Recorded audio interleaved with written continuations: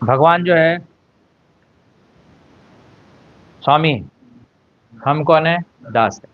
बहुत से लोग को ये सुनने में बहुत अजीब लगता है कि ऐसा कैसा है कि वही स्वामी है, हम दास है। दास मतलब नीच, स्वामी मतलब बहुत ऊंचा।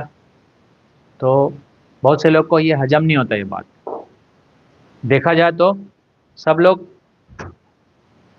अ, अपने से ऊपर के लोगों का दासवत ही स्वीकार करके रखे। देख लीजिए आप, उदाहरण देखिए, जितने भी लोग हैं आज, वो सब नौकरी कर रहे हैं, अपना पेट पालन के लिए नौकरी कर रहे हैं। तो नौकरी कर रहे हैं मतलब किसी के पास जाके कुछ काम करते हैं, उसके बदले में उसको कुछ पैसा मिलता है, जिसको वो लोग नौकरी बोलना अच्छा नहीं लगता है, इसलिए वो लोग बोलते हैं सर्विस, है ना। Job, JOB, job, profile, high profile job. जितना ज़्यादा प्रोफाइल जॉब, उतना बड़ा प्रोफाइल स्लेव। वास्तव में देखा जाता है ऐसा है, जितना बड़ा जॉब है, उतना बड़ा आपका जिम्मेदारी है, उतना बड़ा आपको उस व्यक्ति के लिए काम करना पड़ता है। वास्तविकता तो यही। तो सब लोग किसी ना किसी तरह से ऐसा कर ही रहे हैं। लेकिन जब बोला जाता है कि भगवान के लिए सेवा करो, तो उनके सवाल आ जाते हैं, उनके ये खड़े हो जाते हैं, आंख आश्चर्य से चकित हो जाता है, ऐसा कैसे बोल रहे हैं आप? क्या भगवान यही चाहते हैं? तो आप पढ़ेंगे तो ठीक से समझ पाएंगे कि भगवान क्या चाहते हैं। हम, दुर्भाग्य है कि हमने अभी तक टीवी में देखा है, अभी तक हमने सीरियल में देखा है, अभी तक हमने सिनेमा में ही देखा है। तो भगवान के खाली लीला लीला ही देखा है, भगवान के बारे में थोड़ा बहुत सुन के रखा है। भगवान ऐसे प्रकट हुए, बहुत फेमस, यदा यदा ही धर्मस्य, आपने सुना होगा, सब लोगों ने सुना होगा, सब बोलते भी हैं। परंतु उसका अर्थ जो है, धर्मस्य क्या है, ग्लानि क्या है, भगवान क्या है, अवतार क्या है, उसको बिना जाने अगर हम खाली भगवत गीता को पढ़ना शुरू कर देते हैं, तो भगवत गीता को समझने में बहुत बड़ी भूल करते हैं। जैसा कि भगवान बोलते हैं, सर्वधर्मान परित्याज्य मामेकम शरणम व्रज। कई जगह पर भगवान ऐसे बोलते हैं, तो उसको हम अपने तरीके से समझने की कोशिश करते हैं। जैसे ये भी है, परित्राणाय साधुनाम विनाशाय च दुष्कृताम, सब लोग बोल देते हैं धर्म की संस्थापना करने आए भगवान। तो क्या हम समझ गए कि धर्म का संस्थापना क्या है? धर्म क्या है हम समझ गए? नहीं समझे। फिर भी हम समझने की कोशिश करते हैं, दूसरे को बताते हैं, और फिर बाद में खुद हम समझते नहीं है, दूसरे को बताने की कोशिश करते रहते हैं, और पता चलता है कि कोई सुन नहीं रहा। फिर बाद में वो छोड़ देते हैं, गीता पढ़ना ही छोड़ देते हैं। तो असली में आपको गीता पढ़ना कैसा है? गीता जो है गुरु शिष्य परंपरा से पढ़ना है हमको। जिसका अर्थ है उसको हमको किसी एक्सपर्ट या जो शुद्ध है, उनसे सुनना चाहिए भगवद गीता। इसलिए हमारे संस्थापक आचार्य भक्तिवेदांत स्वामी प्रभुपाद ने ये गीता का संस्करण दिया हमें, पूरे विश्व को दिया, क्योंकि इसके अंदर लिखा है भगवद गीता यथारूप। ठीक है। जैसे कि एक श्लोक है, उदाहरण देता हूँ। भगवान बोलते हैं, जन्म कर्म च में दिव्यम एवं यो वेत्ति तत्वता त्यक्तवादी हम पुनर्जन्म नयति मामिति स्वर्जन। अध्याय 4 का बहुत प्रसिद्ध श्लोक है। इसके अंदर भगवान क्या बोलता है? मेरा जन्म और कर्म दिव्य। जो व्यक्ति तत्व से जानता है, क्या जानता है? भगवान का जन्म और कर्म दिव्य है, जो तत्व से जानता है, उसका पुनर्जन्म नहीं होता। अब इसमें बहुत सारी बातें हैं जो समझने की जैसा है। अगर पहली बार कोई भगवद गीता पढ़ता है, तो ये पढ़ के फिर दूसरे श्लोक पे चला जाता है, फिर तीसरे, फिर ऐसे करके भगवद गीता पूरा कर देता है, लेकिन उसको ठीक प्रकार से मार्गदर्शन नहीं मिलता है। इसके लिए हम बोलते हैं कि भगवद गीता यथारूप पढ़िए, इसके अंदर भावार्थ होता है।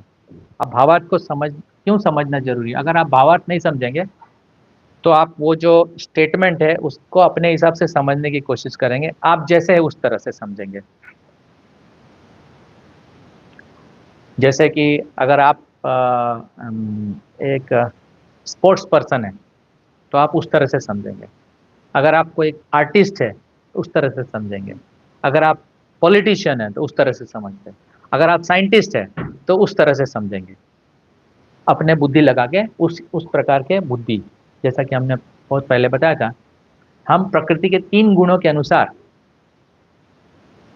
हमारे ऊपर प्रभाव होता है। कभी सतोगुण ज़्यादा प्रबल होता है, कभी रजोगुण ज़्यादा प्रबल होता है, कभी तमोगुण ज़्यादा प्रबल होता है। ये पूरा 24 घंटे में अलग अलग प्रभाव होता है, ऐसा नहीं कि एक जैसा होता है। किसी के ऊपर सतोगुण प्रभाव होता है तो किसी के ऊपर रजोगुण प्रभाव होता है, अलग अलग मात्रा में प्रभाव होता है। उस हिसाब से हम भगवत गीता सीखने या ग्रंथ, वैदिक ग्रंथ को सीखने के लिए हमारे पास, क्योंकि हम अलग अलग गुणों से प्रभावित होते हैं, इसलिए हमें मार्गदर्शन की आवश्यकता है कि हम कहीं उसको गलत तो नहीं समझेंगे। देखिए कैसे गलत समझते हैं। जैसे कि आपने सुना होगा, टीवी में देखा होगा, आपने सुना होगा टीवी में देखा होगा, कहा गया है कि युधिष्ठिर महाराज जो है, युधिष्ठिर महाराज क्या कर रहे हैं? धर्मराज है। कौन है युधिष्ठिर? धर्मराज है ना, यानी यमराज के अंश है वो। लेकिन धर्म के नीतियों का पालन करने के बाद भी उनको बोला गया तो वो जुआ खेलना शुरू कर दिया। तो हम क्या समझेंगे? अरे ये तो गलत है, मतलब हमें बताया गया जुआ खेलना गलत है, तो इसलिए युधिष्ठिर महाराज गलत है, और उनके साथ जो रहने वाले उनके साथ है वो भी गलत है, और हम समझते हैं सब गलत ही है। ऐसे हम अपना मत बना लेते हैं। तो क्या करना चाहिए उस समय? हमें सही स्रोत से सुनना चाहिए कि वास्तविकता क्या है। तो वास्तविकता बताएंगे अगर हम आचार्य का कमेंट्री पढ़ेंगे, भगवत गीता का, भागवतम का, रामायण का, महाभारत का, आचार्य के अनुसार समझेंगे तो वो परफेक्ट मीनिंग होगा। क्योंकि आचार्य और भगवान, भगवान जो है प्रकृति के गुण में नहीं रहते। जैसे मैंने पहले बताया, हम प्रकृति के 3 गुणों में घूमते रहते हैं, कभी रजोगुण, कभी तमोगुण, कभी सतोगुण, अलग अलग मात्रा में घूमते रहते हैं। इसीलिए हम समझने में सक्षम नहीं है वास्तविक उद्देश्य शास्त्र का, वास्तविक अर्थ शास्त्र का हम समझ नहीं पाते। इसीलिए हमें आवश्यकता है कि हम उस विषय में जो पारंगत है, जैसे कि गुरु हो, प्रामाणिक गुरु है, प्रामाणिक स्रोत से सुनना चाहिए, है ना। इसीलिए हम गलती कर देते हैं समझने के लिए। तो क्या होता है, जैसे कि भागवत पुराण में बताया गया है, भागवत पुराण में बताया गया है 10वें स्कंद में कि अर्धरात्रि को, अर्धरात्रि को मतलब मिड नाइट, हाँ, उस समय भगवान ने बांसुरी बजाया और सारे जो वृंदावन के गोपियां हैं सब आ गए रात को। प्रभुपाद जी बोलते हैं at the dead of the night, dead end of the night, रात को आ गए।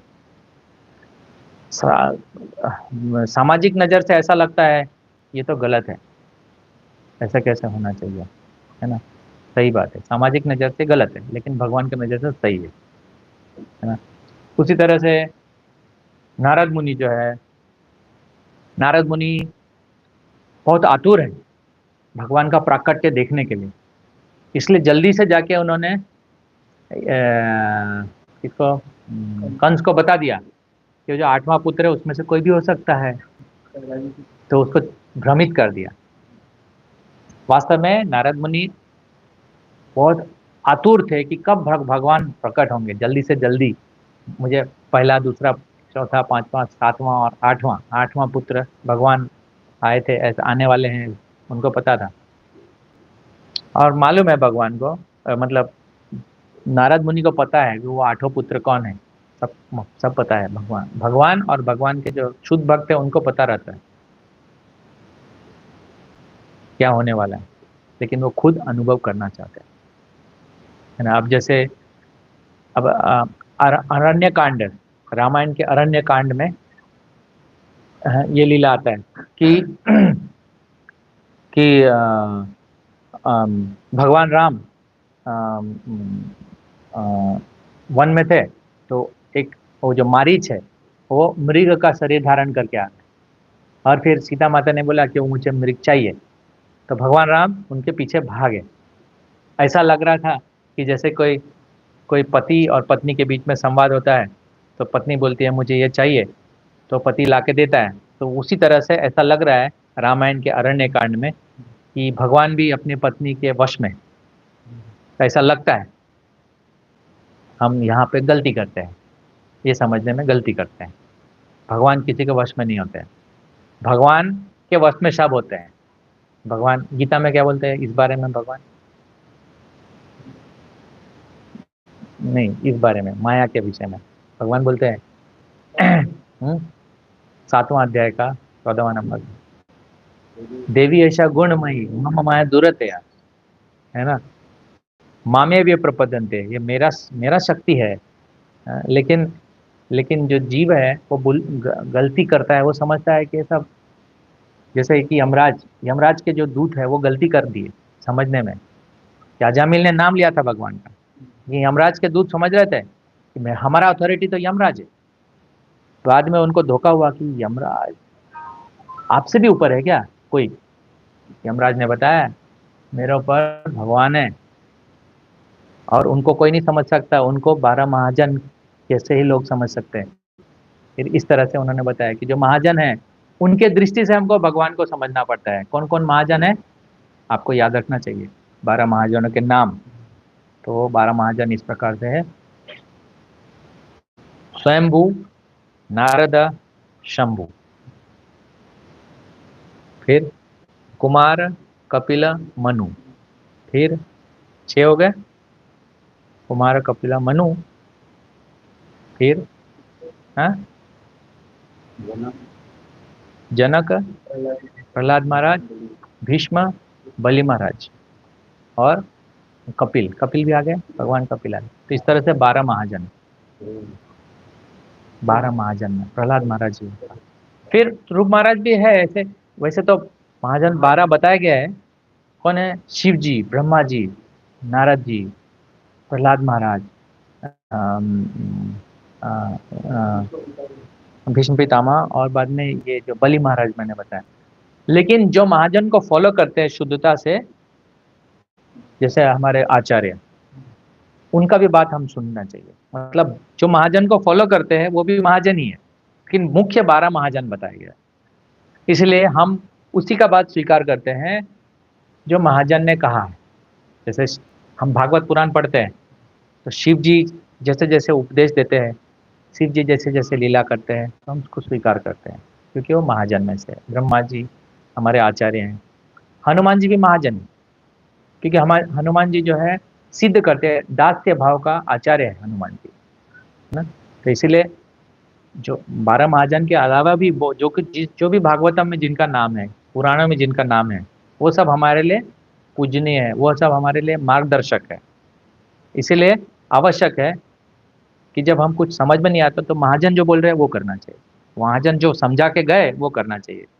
महाजनो ये न गता सपंथा, महाजनों ने जो बताया वो ही उसको स्वीकार करना चाहिए।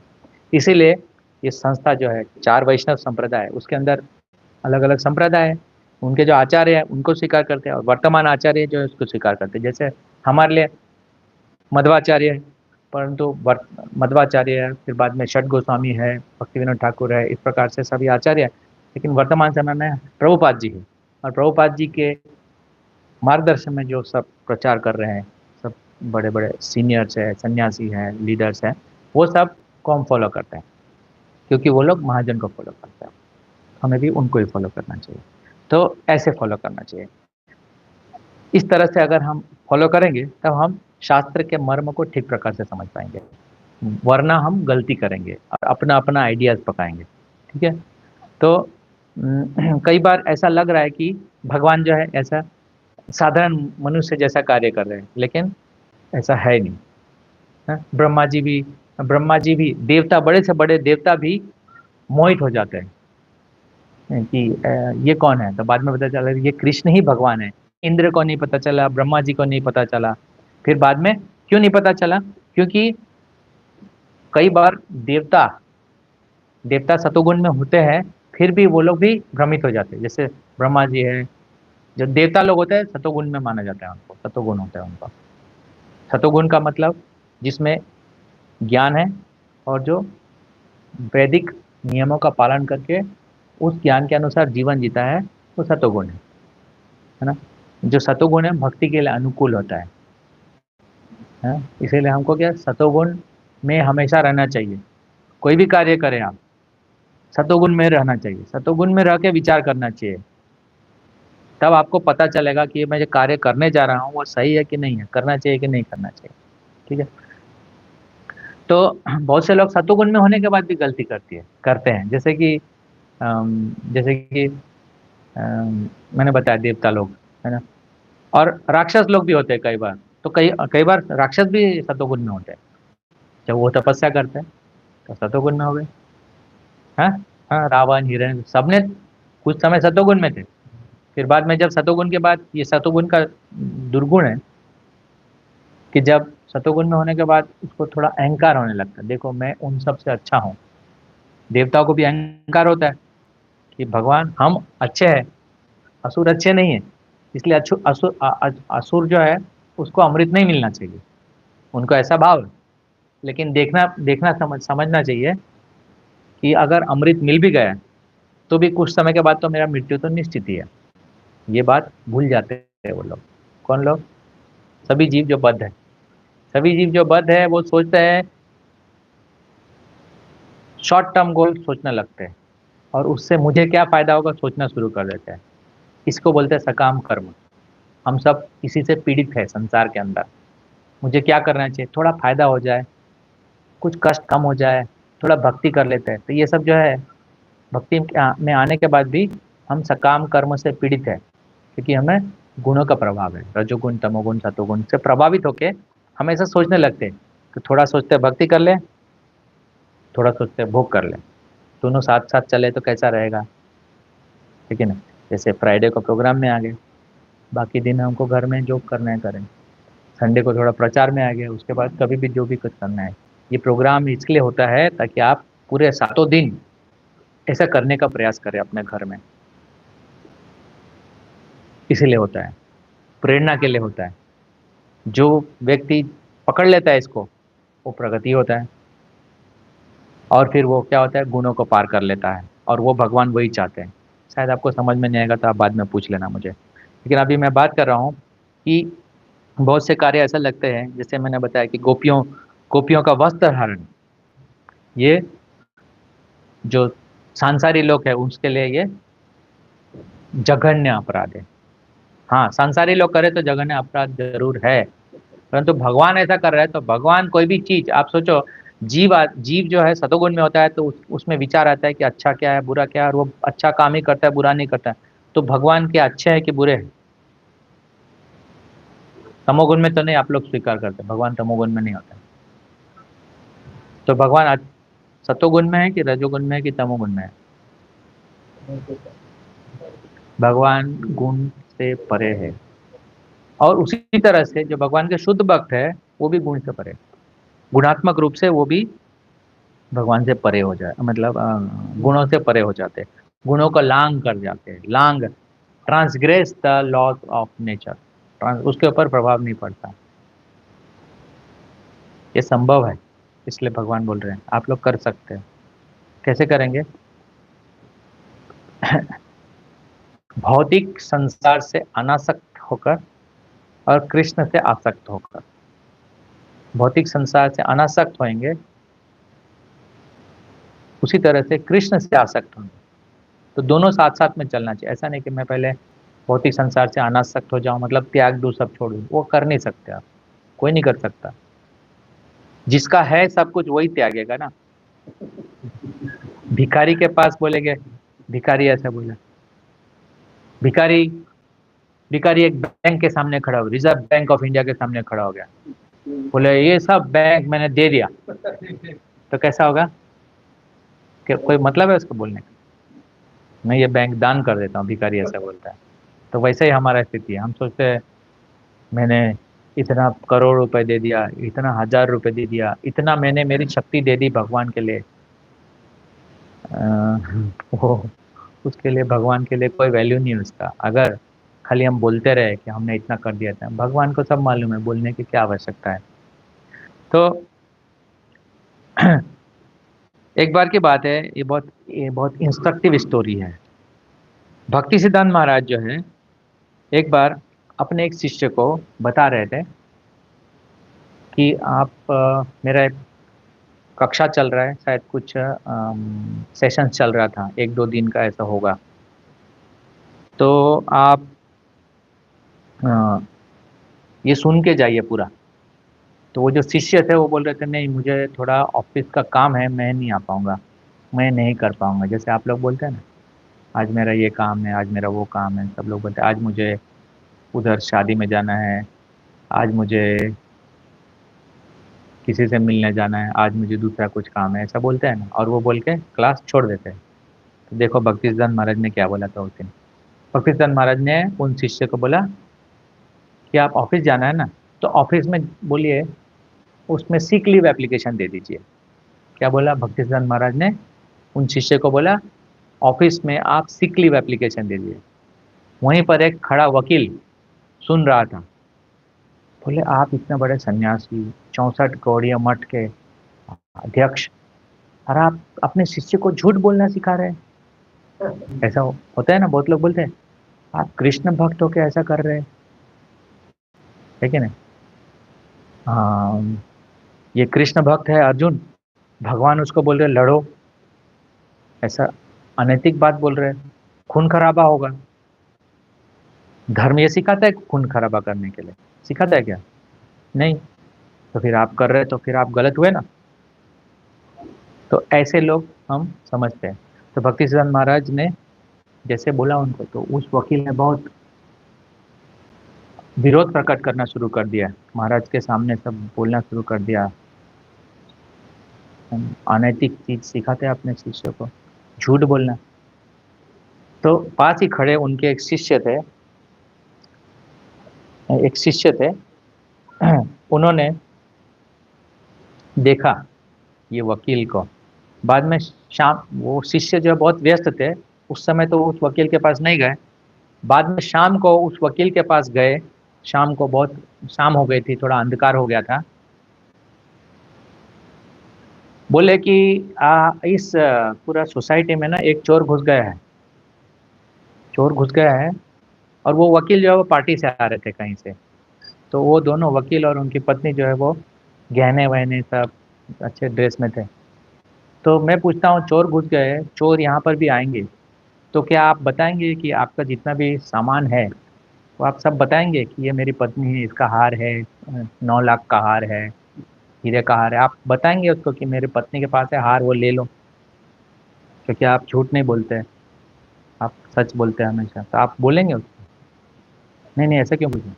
वही मैं पूछ रहा हूँ, क्या आप ऐसा करेंगे? उस समय आप क्या बोलेंगे? आप अपने पत्नी को, अपने सामान को रक्षा करके छुपाएंगे कहीं अच्छे जगह पर? क्या करेंगे आप? उसको बताएंगे झूठ को, और चोर को बताएंगे कि मेरे घर इतना सोना है, ले लो जाके? ऐसा उनके शिष्य ने बताया। तो समझ गए कि वो वकील था, इंटेलिजेंट था, तो समझ गए। उनको पता चल गया कि ये वही है जो मैं अपने महाराज को बोल रहा था।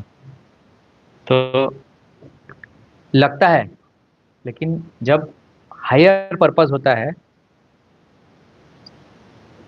तो लोअर पर्पस में अगर कुछ छोड़ना भी पड़े तो छोड़ देते हैं। जैसे कि बहुत से लोग मेडिकल पढ़ने के बाद, इंजीनियरिंग पढ़ने के बाद, या वो पढ़ने के बाद, या उतना धन कमाने के बाद भी इस्कॉन ज्वाइन करते हैं और फुल टाइम ब्रह्मचारी बनने की कोशिश करते हैं। तो लोग पूछते हैं अरे आपने इतना पढ़ लिया, पढ़ के तो आपको पूरा समाज का निर्माण करना चाहिए। जैसे सव्यसाची प्रभु को किसी ने बोला था, ऐसे ट्रेन में मैं था उनके साथ, बोले आप तो डॉक्टर हैं, तो और डॉक्टर की आवश्यकता है। तो आपने तो सव्यसाची प्रभु ने बताया कि डॉक्टर तो बहुत है, इलाज भी बहुत हो रहा है, लेकिन ऐसा डॉक्टर जो आत्मा के विषय में बताए, फिर से मृत्यु नहीं हो, पुनर्जन्म ना हो, उसके कमी है संसार में, वो मैं कर रहा हूँ। अब मुझे बताइए कि कितने ऐसे डॉक्टर हैं सब, मतलब उनके क्लासमेट में, सव्यसाची प्रभु के क्लासमेट में बहुत सारे डॉक्टर हैं। ऐसे कितने डॉक्टर हैं दुनिया में, संसार में, जो ये सोच के बनते हैं डॉक्टर कि मैं समाज का सेवा करूंगा? कितने ऐसे डॉक्टर हैं? आप मुझे बताइए, कितने हैं डॉक्टर ऐसा? कितने हैं ऐसा जो उनके साथ थे, जो लोगों का फ्री में इलाज कर रहे हैं, इतने सारे है डॉक्टर, तो कहाँ गए नैतिकता? नैतिकता किसके लिए? नैतिकता भगवान के लिए होना चाहिए, समझे? तो असली नैतिकता वो है जब हम भगवान को संतुष्ट करें। ठीक है, कोई बीमार है तो उसका सहायता करना चाहिए, लेकिन कितने ऐसे लोग हैं जो सच में सहायता कर रहे हैं? आप देख लो, देख के बताओ मेरे को, कितने ऐसे लोग हैं? गिन के होंगे 1-2% या 10%। लेकिन हम आशा करते हैं, समाज में जब बात होती है सेवा करने की बात, हम आशा करते हैं ये सब जितने भी डॉक्टर्स बने हैं सब सेवा करना चाहिए। कितने लोग जब भूकंप आता है या ऐसे कुछ होता है तो ये सब डॉक्टर, जितने बड़े बड़े डॉक्टर्स हैं, सब जाते हैं या अपने स्टाफ में से किसी को भेजता हो।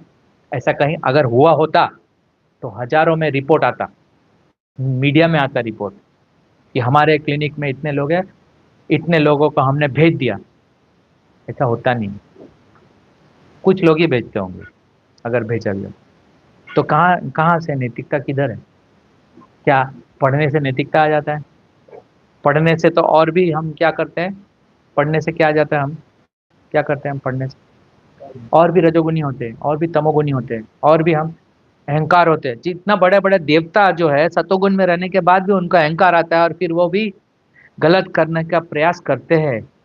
तो क्या ये रजोगुण और तमोगुण वाले कभी अच्छा काम करने के बाद क्या वो हमेशा अच्छा करते रहेंगे? इसीलिए भागवत में श्लोक है, यस आस्ति भगवत भक्ति अकिंचन सर्वे गुणस्तत्र समासते सुरा हराओ भक्तस्ते कुतो महद गुणा मनोरथे नासति धाव तो बही। कितने बार मैंने बोला है कि भगवान के भक्ति करने वाले, चाहे कोई भी हो, डॉक्टर हो, इंजीनियर हो, लॉयर हो, या कोई भी हो, वो व्यक्ति अगर भगवान का भक्त है तभी उसमें नैतिकता आएगी, तभी उसमें अच्छे गुण आएंगे। इसके विपरीत जो और कोई है जो भगवान के से जुड़े नहीं है, भगवान से जुड़े मतलब क्या?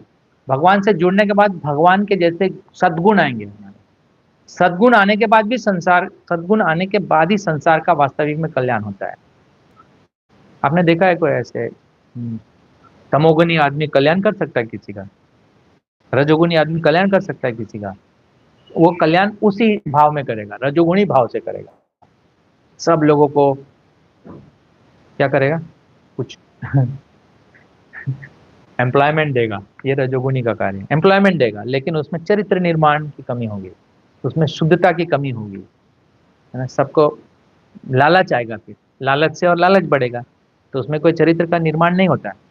लालच से आदमी रजोगुणी बनता है, तमोगुणी बनता है, नीचे गिरता है, अच्छे गुण नहीं आते। भाई देखा है आप, लालची है और अच्छा आदमी है, सुना है? लालच और अच्छा। लेकिन क्या है कि आजकल ये सब बात ही नहीं होता है, इसलिए ये सब पॉइंट्स को बाजू में रखा जाता है। लेकिन थोड़ा सा भी कुछ ऐसा दिखा भगवान के बारे में तो फिर क्वेश्चन मार्क करते हैं, ओ भगवान ने हिंसा कर दिया। आप समझते नहीं है कि भगवान जो दिव्य गुणों से भरे हुए हैं, भगवान आनंदमय अभ्यसात है, वो जो भी कुछ करते हैं वो पूरे कल्याण, संसार के कल्याण के लिए होता है। एक व्यक्ति के कल्याण के लिए तो पूरे संसार को एक साथ कल्याण होता है। जैसे भगवान राम, अभी देखिए ऐसा लगता है कि कैकेयी जो है, अब वो भी देखिए कि कैकेयी में अच्छे गुण होने के बाद भी उनका संगति कैसा हुआ। एक छोटा संगति से ऐसा निर्णय आया, वो बहुत बड़ा निर्णय था। ऑफ कोर्स वो निर्णय भगवान द्वारा ही प्रेरित है, भगवान के द्वारा ही रचित है, क्योंकि एक जीव अपने से कुछ नहीं कर सकता है। वो भी जानते हैं कि गलत हुआ है, परंतु ये बड़ा योजना है।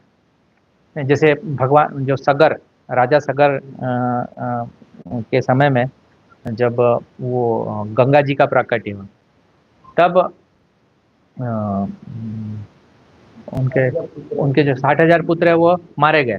लेकिन फिर सगर के पुत्र अंशुमान अंशुमान आए थे। तो उस समय गरुड़ जी ने बताया, क्या बताया? कि आप चिंता मत करो कि एक बड़ा योजना है। क्या योजना था?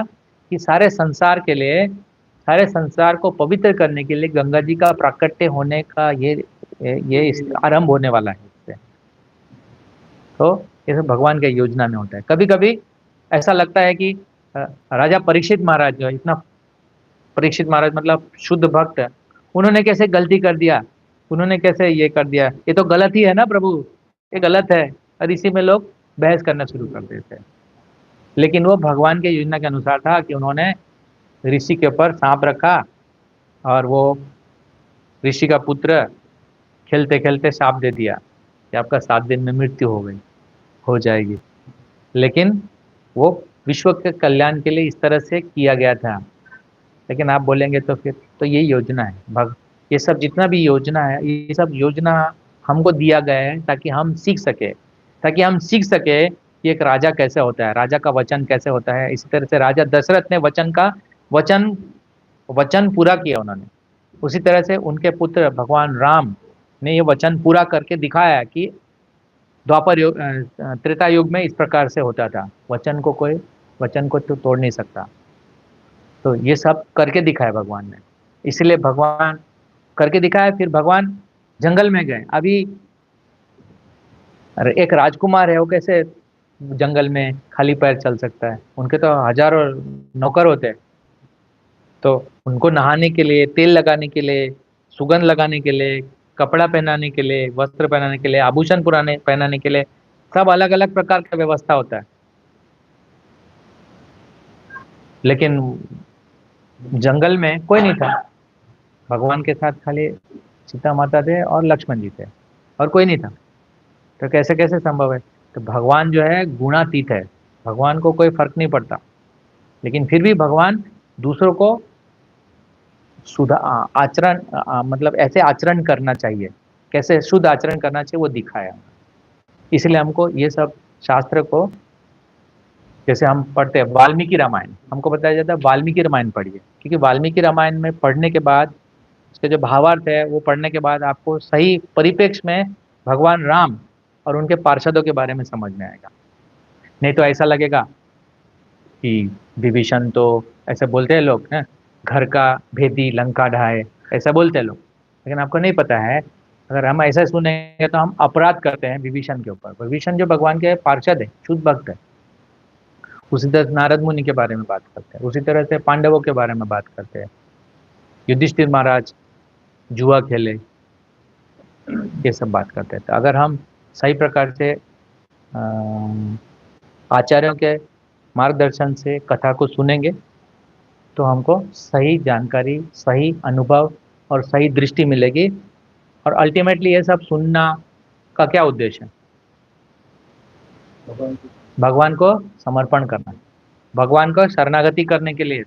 जब हमें पता चलेगा भगवान वास्तव में कितने महान है, और वही भगवान जो महान है, जो अकेले अकेले श्री राम, भगवान ने अरण्य कांड के अंदर आता है, भगवान श्री राम स्वयं अकेले सिंगली 14,000 खर और दूषण के सैनिकों को 2 घंटे में समाप्त कर दिया, और खाली तीर से। कौन कर सकता है? इसलिए हम भगवान के महिमा को जानेंगे। उस तरह से कृष्णा बुक में भगवान देखेंगे कि अगासुर का वध किया, पूतना का वध किया, तो हमें पता चलेगा भगवान इतना पावरफुल है स्वयं। और वही पावर हमें मिलता है भगवान का जो नाम हम करते हैं, हरे कृष्ण कृष्ण कृष्ण हरे हरे, हरे राम राम राम हरे हरे। जब आपको पता चले कि यही वो नाम है, यही वो भगवान है जिसका आप माला कर रहे हैं, ऐसा सोच के आप माला करेंगे, तब आपको माला करने का इफेक्ट मिलेगा। नहीं तो फिर वही हरे कृष्ण करते करते टाइम ऐसा लगता है 2 घंटा कैसे बिताए, 16 माला कब खत्म हो, ऐसा होगा। लेकिन अगर आप इस तरह से शास्त्र को पढ़ेंगे, इस तरह से प्रवचन को सुनेंगे, इस तरह से ग्रंथ को पढ़ेंगे, सेवा इस तरह से करेंगे कि ये जो भी मैं कर रहा हूँ भगवान के संतुष्टि के लिए, इस तरह से अगर सोच के करेंगे, तब आपका मन भगवान में लगेगा, अन्यथा नहीं हो सकता। इसलिए मैं पूछता हूँ सबको, इसलिए तो मन नहीं करता है ना आने का, सुबह उठने का मन नहीं करता, माला करने का मन नहीं करता, लास्ट में माला करेंगे। अभी हम उठ गए हैं लेकिन अभी भी आधे नींद में है, अभी नहीं करेंगे माला, अच्छे हो जाएंगे तब करेंगे। यही तो बीमार अवस्था है। बीमार अवस्था से निकलने के लिए हमको भगवान के शरणागति जाने के लिए उत्साह होना चाहिए। अगर आपके पास उत्साह नहीं है तो उत्साह लाइए। उत्साह कैसे आएगा? जो ऐसा कर रहे हैं उसके साथ रहने से उत्साह आता है। इसलिए हम आपको बोलते हैं सुबह 4:30 बजे आइए, वहां पर सब लोग इकट्ठे होते हैं, एक साथ कीर्तन करते हैं। अगर हम वैसा नहीं कर पाते हैं तो हमें कोई उत्साह नहीं है, लालच नहीं आ रहा है भगवान के से जुड़ने का, भगवान के साथ सेवाओं के जुड़ने का उत्साह नहीं आ रहा है।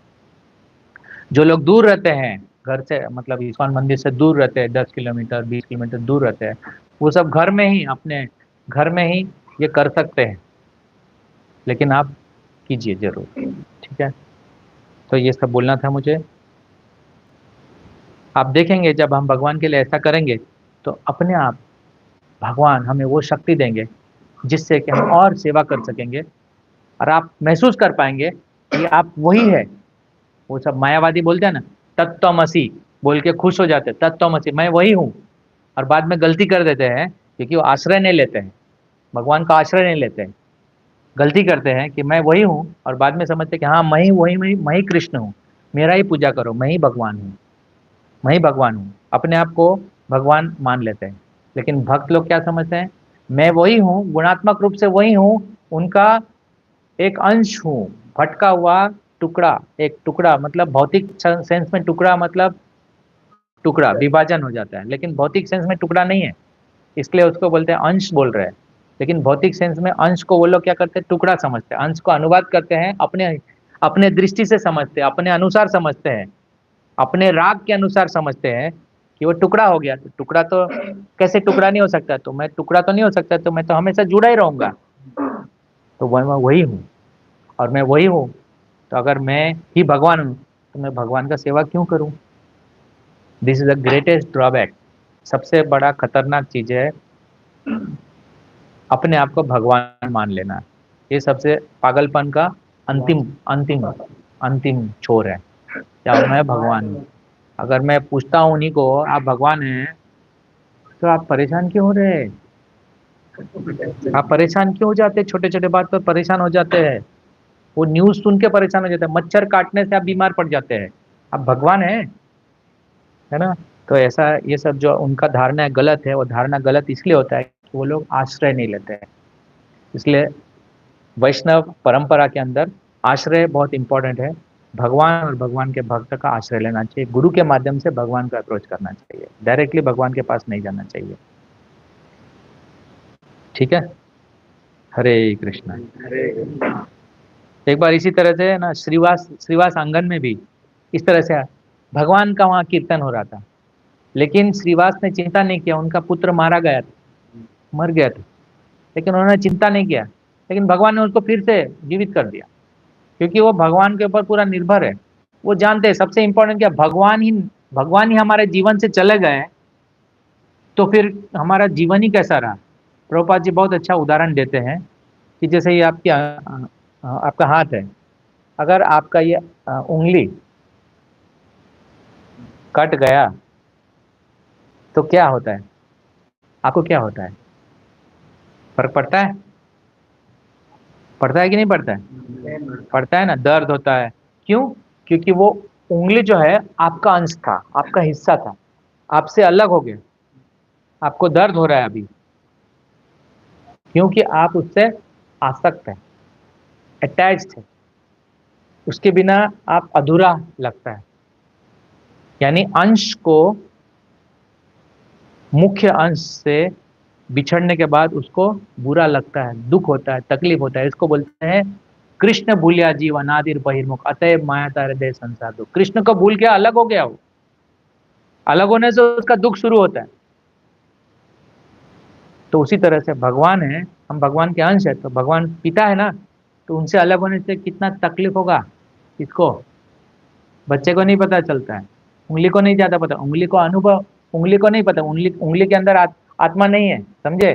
उंगली एक पार्ट है, छोटा सा टुकड़ा है, निकल गया, थोड़ा देर वो तड़पता रहेगा, बाद में इस अंग को बहुत परेशानी होगा। उसी तरह से कृष्ण भगवान को बहुत दुख होता है कि मेरा बच्चा मेरे साथ रहने से सेफ है। मेरे साथ रहना मतलब आश्रय में रहना, आश्रय में रहना। मेरे साथ मतलब मेरे आदेश को पालन करना, वो कहीं पर भी रहे। और मेरा आदेश मतलब भगवान का आदेश, अगर हायर स्टेज में है, हायर स्टेज में देखा जाए तो जो भगवान के अनुसार अगर वो जीवन व्यतीत कर रहा है, तो वो हर एक व्यक्ति भगवान के आश्रय में, चाहे वो कोई भी जगह पे रहे, चाहे वो कोई भी जगह रहे, चाहे नर्क में रहे चाहे स्वर्ग में रहे, उसको कोई फर्क नहीं पड़ता है। इंपॉर्टेंट ये है कि वो आश्रय भगवान का होना चाहिए, और भगवान का आश्रय नहीं है तो वो गया, है ना। प्रहलाद महाराज बोलते हैं नरसिंह भगवान को, बालस्य निहा शरणम पितरो नरसिंह नार्तस्य त्यागदन उजंती मजतो नो तब तस्य तत्पात प्रतिवीर्य इहांज श्रेष्ठाद तावाद विवाह तनुवृताम त्वाद अपेक्षित नाम। भगवान को प्रार्थना करते हुए प्रहलाद महाराज बोलते हैं, हे नरसिंह भगवान, अगर कोई बालक, है ना, चाहे कितना भी संरक्षित हो, अगर वो आप चाहते हैं तो ही वो जिंदा रहेगा। उसी तरह से कोई तैराक, माता पिता चाहे कुछ भी कर ले, नहीं होगा जब तक आप नहीं चाहते तब तक। उसी तरह से चाहे कितना भी तैरने वाला आदमी हो, हिंद महासागर को पार नहीं कर सकता, थोड़ा बहुत तैरेगा वो, पार नहीं कर सकता। तो इसलिए जब तक भगवान चाहते हैं तब तक ही हमारा अस्तित्व है। वैसे हमारा अस्तित्व मतलब आध्यात्मिक अस्तित्व है। हमारा आध्यात्मिक अस्तित्व खत्म हो जाता है जब हम भगवान के कांटेक्ट में नहीं है। भौतिक अस्तित्व बना रहेगा कुछ समय के लिए, लेकिन वो निरर्थक होगा। जब तक भगवान से संबंध नहीं है हमारा, तब तक हमारा कोई वैल्यू नहीं है। जिस प्रकार से अंगुली, या प्रभुपाद जी समझाते हैं कि एक मशीन है, उसका नट बोल्ट, एक नट बोल्ट अलग हो गया, उसका महत्व तब होता है जब वो मशीन के साथ था, तो उसका वैल्यू है। मशीन से अलग हो गया, कोई वैल्यू नहीं। ठीक उसी प्रकार से हम भक्तों के संग में रहेंगे, प्रभुपाद के संरक्षण में रहेंगे, गुरु महाराज के संरक्षण में रहेंगे, प्रभुपाद संरक्षण रहेंगे, आचार्यों के संरक्षण में रहेंगे, इसलिए भगवान के संरक्षण में रहेंगे, तब हमारा वैल्यू है। तब हमको प्रणाम करते, कोई हमको घर में बुलाता है, हमको नहीं प्रणाम करते हैं, हमको प्रभुपाद जी के रिस्पेक्ट, प्रभुपाद जी के कारण हमको प्रणाम करते हैं। वो जानते हैं इस्कॉन से आए हैं लोग, इनके पास भगवत गीता है, क्योंकि हम भगवत गीता रखते हैं, इसीलिए हमारा रिस्पेक्ट करते हैं। हमें ऐसा नहीं सोचना चाहिए वो मेरा रिस्पेक्ट कर रहा है, मैं बहुत बड़ा प्रचारक हूँ, मैं बहुत अच्छा बोलता हूँ, मैं बहुत अच्छा गाता हूँ, मैं बहुत अच्छा सेवा करता हूँ, बहुत अच्छा सेवा करने के कारण ही मुझे वो अप्रिशिएट किए। नहीं, ऐसा नहीं होता है, वो प्रभुपाद जी के कारण आपको करता है। तो ऐसे ही सोचना चाहिए। तो ये सब कब आता है, जब हम सतुगुण में रह के भगवान के शरण में जाने का प्रयास करते हैं। जैसे कि नियम पालन करना सबसे इम्पोर्टेंट है, नियम पालन करना, जप को अच्छे से करना, पढ़ना बहुत ध्यान से, प्रश्न भी ध्यान से करना, समझने के लिए प्रश्न करना, ये सब कुछ सेवा में आता है। तो सेवा को आप, सेवा करने से आप दिव्य बन जाते हैं, तो भगवान जैसे गुण आ जाते हैं। याद रखना, भगवान नहीं बन जाते। हरे कृष्णा। श्रील प्रभुपाद की जय। कोई प्रश्न है?